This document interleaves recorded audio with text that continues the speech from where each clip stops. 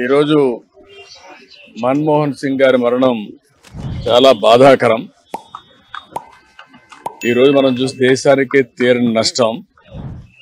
ఒక వ్యక్తి జీవిత కాలంలో అచంచలమైన విశ్వాసంతో ఏ విధంగా ముందుకు పోతారో ఆయన ఒక నిదర్శనం.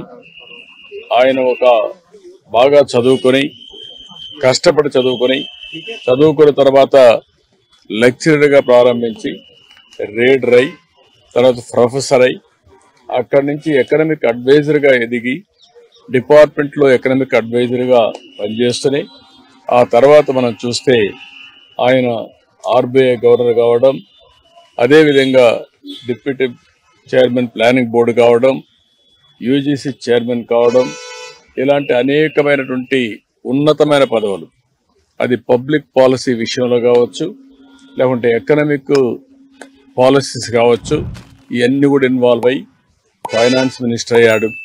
ఫైనాన్స్ మినిస్టర్ అయినప్పుడు ఈ దేశంలో మన కొత్త ఆర్థిక పరిస్థితి అందరూ చూశారు.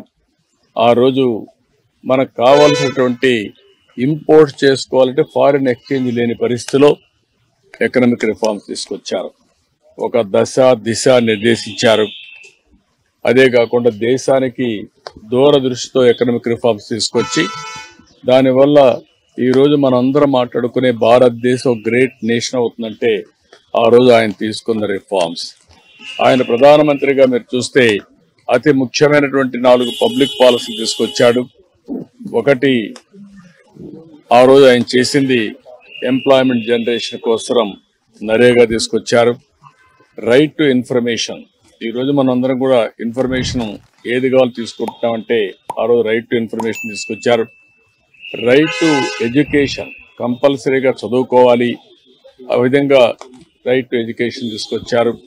ఈరోజు యుఏఐడి కింద ఆధార్ ఏదైతే అథెంటికేషన్ ఉందో అది ఎక్కడ కూడా ఏమాత్రం కూడా ప్రభుత్వం ఖర్చు పెట్టే డబ్బుల్లో ఫ్రాడ్ లేకుండా చేయగలిగారంటే అది ఒక పెద్ద అసెట్గా చేయగలిగారు.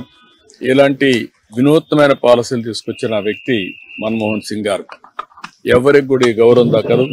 ఒక అకాడమిషియన్, ఒక పాలిటీషియన్, ఒక ఎకానమిస్ట్, ఒక బ్యూరోక్రాట్, ఈ 4 కూడా సమర్థవంతంగా పనిచేసిన వ్యక్తి, రాణించిన వ్యక్తి మన్మోహన్ సింగ్ గారు. అలాంటి వ్యక్తి ఈరోజు మన దగ్గర లేకపోవడం చాలా బాధ, దేశానికి తీవ్రమైన నష్టం. కానీ ఆయన ఐడియాలజీ శాశ్వతంగా ఉంటుంది. ఆయన ప్రారంభించిన రిఫార్మ్స్ శాశ్వతంగా ఉంటాయి. ఈ రిఫార్మ్స్ ని ముందుకు తీసుకుపోవాల్సిన బాధ్యత ఈ దేశ ప్రజలందరిపైన ఉంటుంది. అది తీసుకుపోతామని తెలియజేసుకుంటూ అందరికీ నమస్కారం.